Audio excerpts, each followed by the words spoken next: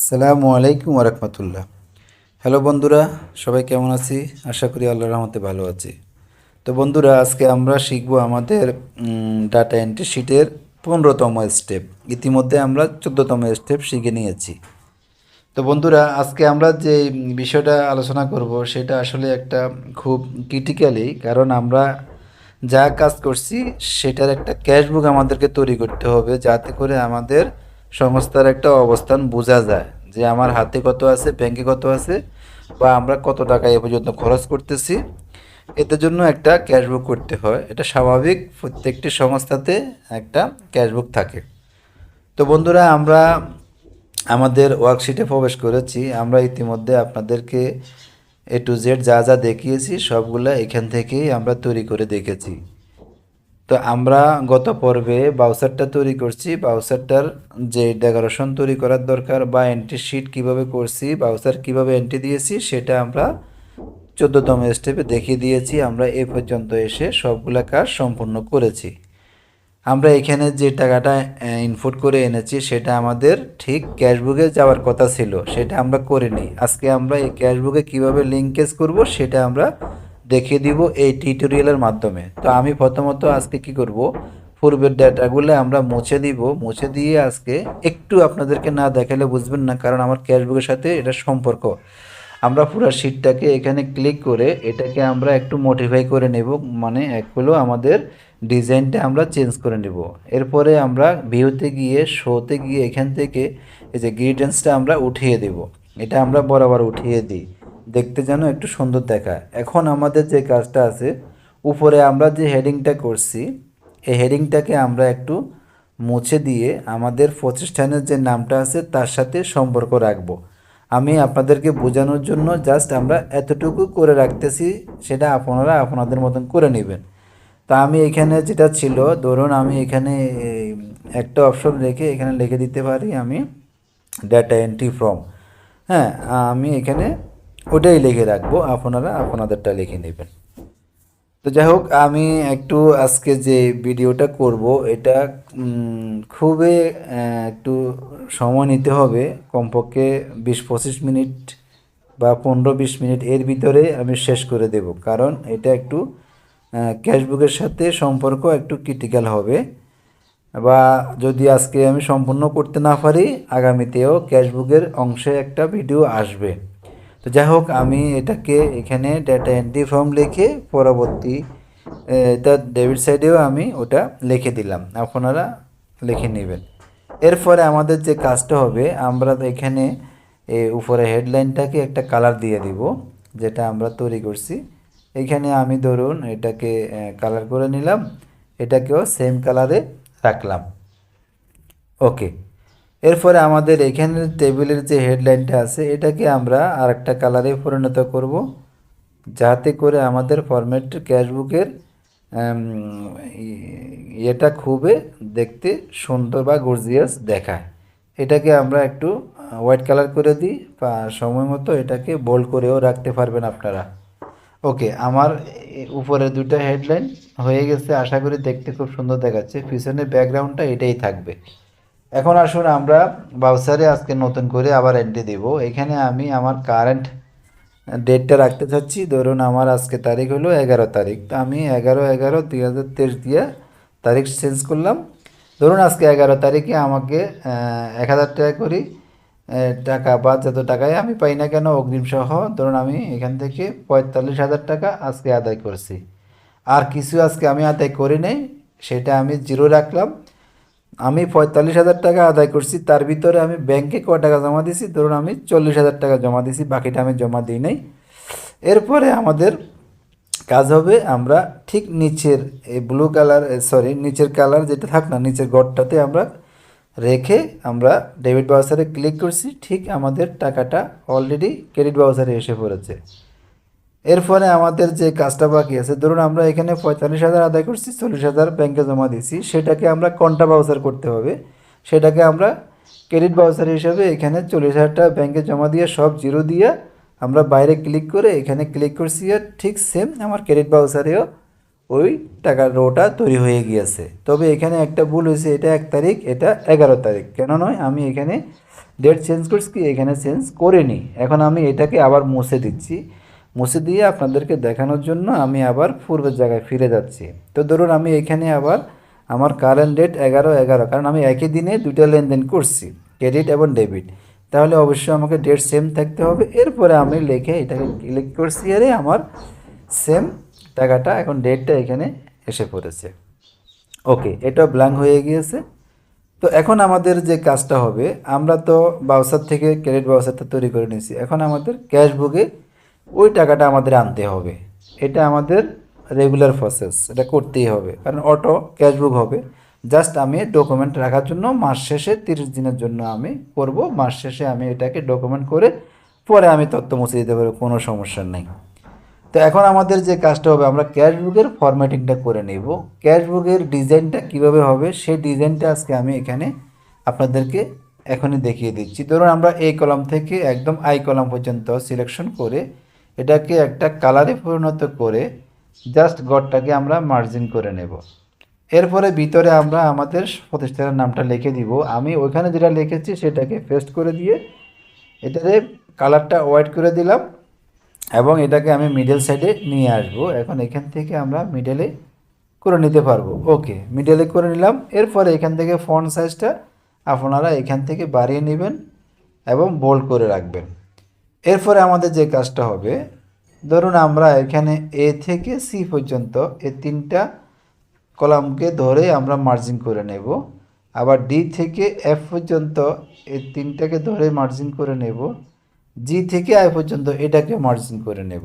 এখন আমরা মার্জিন করা শেষ, এটাকে আমরা 3টা কালারে পরিণত করব। ধরুন আমি এটাকে হলুদ দিলাম, এটাকে যাক ইত্যাদি ইত্যাদি আমি দিয়ে আসলাম, কালারগুলোর নাম বললাম না। এখন আমরা এখানে লিখতে পারি কি, ধরুন আমি হলুদ কালার যেটা দিয়েছি এখানে আমি লিখতে পারি আমার ক্রেডিট বাউচার। আর মাঝখানে আমি দিতে পারি, যেমন আমরা যদি দৈনিক ক্যাশবুক করে থাকি তাহলে আমি দৈনিক ক্যাশবুকের একটা হেডিং দিয়ে রাখছি যাতে করে আমার বুঝতে সুবিধে হয়। তো আমরা এখানে ডেলি ক্যাশবুক লিখে দিলাম, লিখে দিয়ে আর এখানে যে ঘরটা আছে এখানে আমরা ডেবিট লিখে দিলাম। তো আমাদের মানে প্রাপ্তি প্রদান যেটা বলা হয়, আমরা যেটা পাইছি আর যেটা প্রদান করছি, বাংলা ক্যাশবুকে এটা বলা হয় প্রাপ্তি ও প্রদান।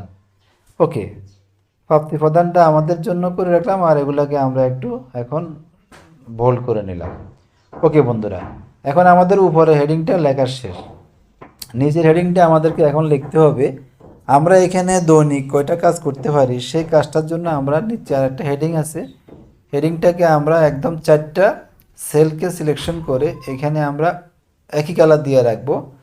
দিয়ে আমরা এখন এখানে লিখতে পারি, ধরুন প্রথম এই কলামে আমরা লিখে নিতে পারি, এটা হবে আমাদের কি ডেট, মানে তারিখ, কোন তারিখে আমরা কাজ করব সেই তারিখটা আমরা এখানে লিখব। সরি বন্ধুরা, আমার এখানে মনে হয় একটা ভুল হয়েছে, এটা আমি ডেট দিছি, তবে এটা তো আমাদের ডেট হবে না, এটা হবে আমাদের ডাটা এন্ট্রি ফর্ম।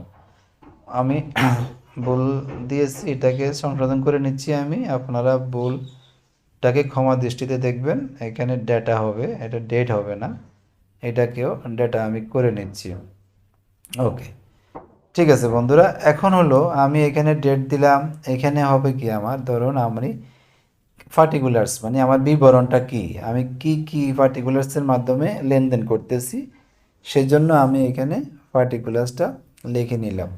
আপনারা অথবা আমি পার্টিকুলার্স লিখছি, আপনারা আপনাদের যদি আরও কোনো কিছু থাকে সেটা আপনারা লিখতে পারেন। ওকে, আর এখানে হলো আমার কি, এটা হলো আমার ক্যাশ আর এটা হলো আমার ব্যাংক, মানে হলো আমার ক্যাশ ব্যাংকটা নির্ণয় করব এখানে। আর এটা আমার লেখা শেষ হয়ে গেলে এখন আমরা কি করব, এটাকে কপি করে আবার পরবর্তী সেলগুলোতেও ঠিক সেম ডেটাটা রেখে আমরা রিফ্রেশ দিয়ে দিব। আর এখানে একটা ঘর বাকি থাকে, সেইখানটা হলো আমরা এখানে দিতে পারি ক্যাশ নংটা, যেটা মানে আমরা চেক নাম্বারটা, যেটা আমরা যদি কোনো চেকের মাধ্যমে লেনদেন করে থাকি সেই চেকটা আমরা ভেরিফাই করার জন্য এখানে চেক নাম্বারটা আমরা দিয়ে রাখবো, যাতে করে আমাদের চেক নাম্বারটা মোটামুটি অডিট করতে সুবিধা হয়। ওকে বন্ধুরা, এখন আমরা এটাকেও একটা কালার দিয়ে দিলাম, আর এটাকে সম্পূর্ণ ধরে এটাকে এই কালারটা দিলে একটু সুবিধা হয়, দেখতে সুন্দর দেখায়। ওকে বন্ধুরা, এখন আমরা এটাকে বোল্ড করে দিলাম। বোল্ড করে দিয়ে আমাদের যে বাকি কাজটা আছে সেই কাজটা আমরা করব। তো আমরা এখান থেকে সবগুলা গড়টাকে, যে কটা প্রয়োজন আমাদের সেলফ প্রয়োজন মানে আমাদের রো প্রয়োজন, সেগুলো আমরা এখানে সিলেকশন করে নেব। তার আগে আমরা এখানে ক্যাশ ব্যাংকের ওপেনিং একটা ব্যালেন্স আমাদের প্রয়োজন আছে, সেটা আমরা এখানে ওপেনিং হিসাবে ব্যবহার করব। আমি এটা দিয়ে রাখছি, সেটা হবে সামনে যে দুইটা ঘর আছে ক্যাশ এবং ব্যাংক, এই দুইটা ওপেনিংয়ের জন্য আমরা এখানে রাখবো। এটাকে একটা কালার দিয়ে রাখলাম, দেখতে যেন সুন্দর দেখায়, বোঝা যায়, আইডেন্টিফাই করতে সুবিধা হয়। ওকে, তাহলে এখন আমাদের কাজ শেষ। এখন আমরা কি করব, জাস্ট এখানে যে কয়টা আমাদের রো লাগবে সেই কয়টা রো আমরা সিলেকশন করে অল বর্ডার করে দেব, কারণ আমাদের এখানে কাজ করতে গেলে ক্রেডিট বাউচার থেকে রোগুলো এখানে আনতে গেলে আমাদের রোটা তৈরি করে নিতে হবে। ঠিক আছে, এটা এখানে একটু কাজ আছে, ক্যাশবুকের আপনার লিঙ্কেজের কিছু কাজ আছে সেজন্য। তো ধরুন আমি এখান থেকে 17টা রো আমি সিলেকশন করে অল বর্ডার করে দিলাম। ঠিক আছে, এগুলো আমি অল বর্ডার করে রাখলাম, যখন যেটা প্রয়োজন তখন সেটা আমি করে নেব। আপাতত আমি এটাকে এভাবে বর্ডার করে নিয়েছি। যদি এখানে কোনো রো আমার অ্যাড করা লাগে তাহলে অবশ্যই আমরা অ্যাড করে নিতে পারবো, তাতে কোনো সমস্যা হবে না। তবে মাঝখান থেকে অ্যাড করতে হবে, কোনো সর্বমোট থেকে অ্যাড করা যাবে না। তো ধরুন আমরা এখানে এই যে একটা সাম দেখব, আমরা উপমোট করব, তাইলে আমরা এখানে একটা সামারি দিলাম। সামারি দিয়ে এই যে উপরে আমার হাতে নগদ থেকে আপনার এখানে একটা সামারি তৈরি হবে, হাতে নগদ বাদ দিয়ে, কারণ হাতে নগদটা ভিন্ন ইস্যু। আমরা যেগুলো আদায় করব সেগুলো একটা উপমোট এখানে করব। ধরুন আমি এখানে 0 দিয়ে এখানে সমান চিহ্ন দিয়ে আমরা সাম লিখলাম, সাম লিখে এখান থেকে টেনে এ পর্যন্ত এনে ব্র্যাকেট ক্লোজ দিয়ে এন্টার দিয়ে দিব। এখন আমাদের এই সামটা হয়ে যাবে। এটাকে আমরা আবার টেনে এই ঘরে দিয়ে দিলাম, তাহলে আমার দুইটা ঘরের সাম তৈরি হয়ে গিয়েছে। আর এটাকে আমরা ডেট ব্যবহার করতে গেলে আমরা এটাকে ধরে এখানে চাইলে আমরা মার্জিন করে নিতে পারি, এখানে শুধু একটা ডেট হবে, এটাকেও মার্জিন করব আমরা, সমস্যা নাই ডেটটাকে। এটাকে আমরা এখন কি করব, মিডলে করে দিতে পারলাম, তাইলে আমার পুরো ঘরটা মিডল হয়ে গেল। আর হেডলাইনগুলো আমরা একটা এটাও অল বর্ডারে আমরা রাখবো।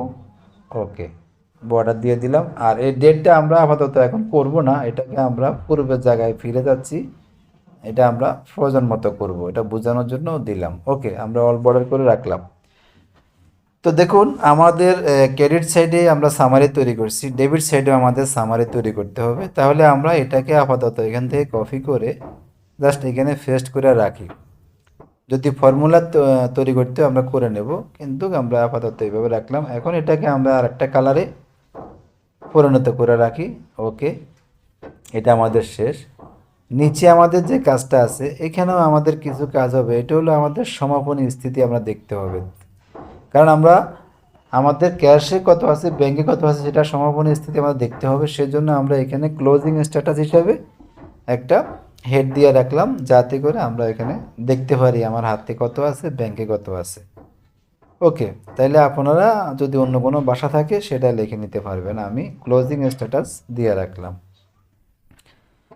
এরপরে দেখুন বন্ধুরা, আমাদের এখানে যে কাজটা আছে, আমরা এখানেও একটা সমাপনী স্থিতি দেখার জন্য এখানে লিঙ্কেজ করতে হবে। তো সেটা কিভাবে করব সেটা আমরা এখন দেখব।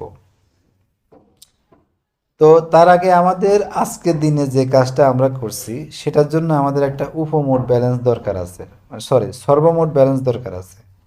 সেই সর্বমোট ব্যালেন্স না হলে আমরা সমাপনী স্থিতি করতে পারতেছি না। তাহলে সেটার জন্য আমাদেরকে আরেকটা রো নিতে হবে।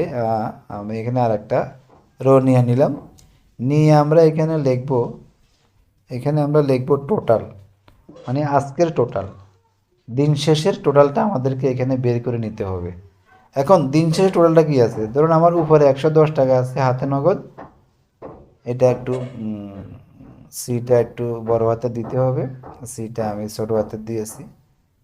ওকে, ধরুন আমার 110 টাকা আছে হাতে নগদ, আর আমি এখান থেকে কয় টাকা আদায় করছি, আজকে আমি এখানে কত টাকা আদায় করছি সেটাও আমার লিখে রাখতে হবে, না হলে আমার এখানে হবে না। ধরুন আমি এখানে 110 টাকা দিছি, এখানে 2000 টাকা আমি আদায় করলাম।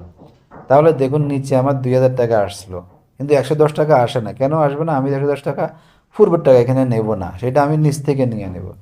তাহলে আমার নিচে সমান চিহ্ন দিয়ে 110 টাকা প্লাস 2000 টাকা এন্টার। তাহলে আমার টাকা আছে 2110 টাকা, হলো মোট টাকা আমার এখানে।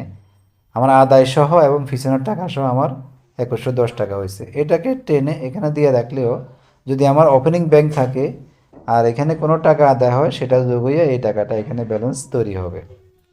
ওকে, এরপরে আসেন এখানে যে টোটালটা আছে এটাকেও আমরা চাইলে আপাতত এখান থেকে কপি করে এখানে রেখে দিতে পারি, যাতে করে কোনো সমস্যা না হয়। এটাকেও টোটাল লিখলাম, আর এখানেও আমাদের সেম ওই টাকাটা নিয়ে আসতে পারি। কোনটা? আমরা যে এখানে যেটা করছি এই টাকাটা, এটা আমরা এখান থেকে চাইলে আমরা এখানে নিয়ে রাখতে পারি, আর এটা আমাদের দেওয়া হয়েছে। এখন দেখুন আমরা যে এখানে যে টাকাটা আমরা দেবো, ধরুন আমরা এখানে 2000 টাকা দিয়েছি। কোন 2000 টাকা? যে 2000 টাকা আমরা এখান থেকে আদায় করছিলাম। যদি আমরা এভাবে নাও করি, আমরা ভিন্নভাবেও করতে পারবো। সেটা কেমন হবে?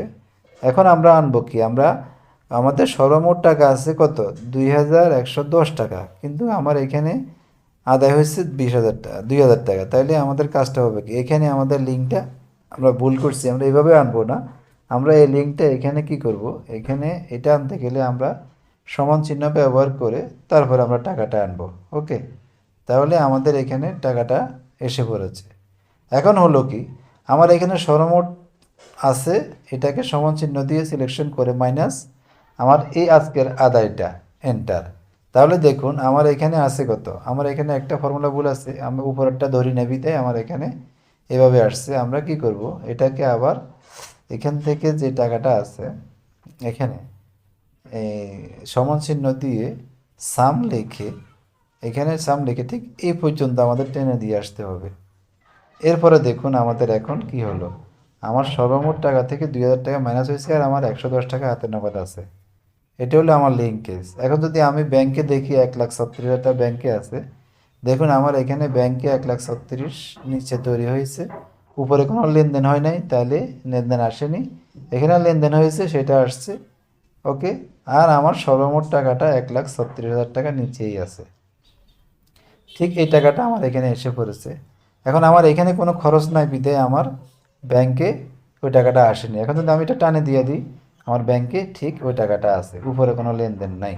আমার এই লিঙ্কে যা লিঙ্কের সমান হয়ে গেছে। তাহলে আমার হাতে নগদ 110 টাকা, ব্যাংকে আছে 1,36,000 টাকা। দেখুন আমার এখানে আজকের দিনের ক্যাশবুকে যে টাকাটা করার প্রয়োজন ছিল সেই সবগুলো আমার এসে পড়েছে। এখন আমি যদি এটাকে মুছে দিই, এটা আমার অ্যাকচুয়াল না, কিন্তু আমার লিঙ্কেজটা থেকে গেল। আমি যখন ক্রেডিট ভাউচার থেকে আনবো তখন আমার টাকাটা ঠিক থাকবে।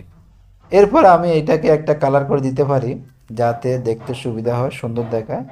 এটাকে ধরুন আমি এই কালার দিয়ে এলাম, লেখাটাকে হোয়াইট দিলাম, আর নিচের টোটালটাকে আমি আর একটা কালার দিয়ে রাখি। ধরুন আমি এই কালারটা দিয়ে রাখলাম। দেখুন এখন আমার ফর্মটা দেখতে কত সুন্দর দেখাচ্ছে। এরপরে ক্রেডিট ভাউচার থেকে যখন আমি টাকাটা আনবো তখন আর একটা কালার তৈরি হবে। এখন আমি এটা সম্পূর্ণটাকে কি করব, সিলেকশন করে কপি করে ধরুন আমি এখানে পেস্ট করে দেব। ঠিক আছে, তাহলে আমার একদিনের যে প্রথম যে টাকাটা করছি, সেটা প্রথম যে ফরম্যাটটা করছি, ঠিক 30 দিনে আমার এই ফরম্যাটটা 30টা ফরম্যাট তৈরি হয়ে যাবে। তো দেখুন আমি এখন একটা কপি করে নিচে যদি পেস্ট করি সেটা গেল, ধরুন আর একটা কপি করলাম সেটাও গেল।